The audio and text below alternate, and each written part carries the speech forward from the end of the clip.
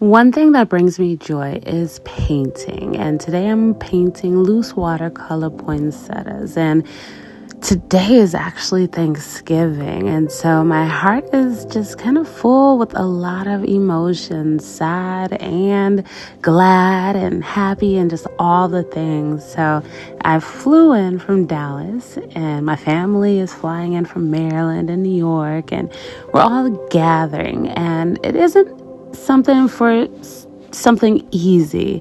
Actually, my grandfather's funeral. So we flew out here to do that. And it just happened to be during Thanksgiving break. And so although, we're here and it might be a little sad, there's joy in it all. And so it may not be loud or flashy, but it's like a quiet reminder that God is still here and that life is still happening all around us, and so, grief has its moments of light. There's a scripture that's been holding me together, which is Psalm 30, verse 5. Weeping may endure for a night, but joy comes in the morning. It doesn't say joy replaces the weeping, it just comes. And it meets us, it sits with us, it rises again, even when we feel low. So yeah, my family's flying in from all over, and I just keep thinking about how grief has a strange way of bringing people together. And while we're here to honor my grandfather's life, we also get to be intentional about living. We get to laugh, share stories, make new memories, and we're being a lot more intentional. We created a cousins chat. We're going to be planning to go out together. Like, it's a whole thing. And that's where joy finds us. Not pretending everything is okay, but in choosing to see God's goodness even in the middle of pain. Here are 5 things that I'm holding on to, and maybe they'll help you too.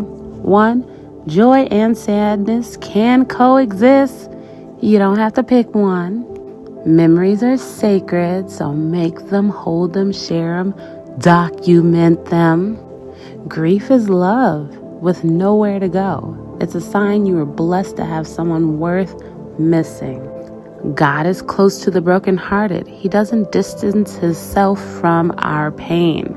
And even small moments count. A conversation, a hug, shared meal, these become treasures later. Here's something that I want you to think about. Where has joy been showing up quietly in your life, even if you're walking through something hard? Maybe it's a person, a moment, a whisper from God. I want to invite you to slow down and seek the joy. Notice the small joys, the big ones.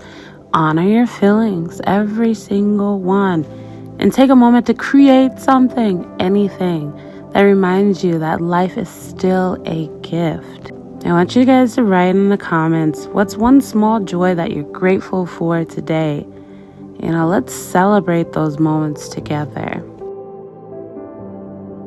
So one thing I got to think about during this break is thinking about my grandfather's legacy. And I wrote a tribute to him that I'll be reading, and it talks about his creativity, his entrepreneurship, and his love for the word and sharing it. And so I am just so grateful for that, because it shows up in my life as an entrepreneur, as an artist, and as a Bible teacher.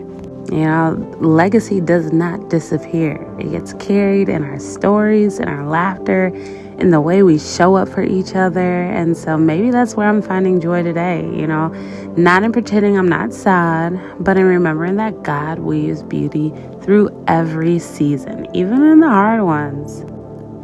So remember, joy does not erase grief, but grief also doesn't erase joy. They get to live together, just like these flowers. Let me know what your thoughts are in the comments below. And let me know how these poinsettias turned out. This was my first time doing it, and so I think they turned out amazing. But again, I'm my biggest fan. No. All right, grace and peace, and I hope you have a wonderful day.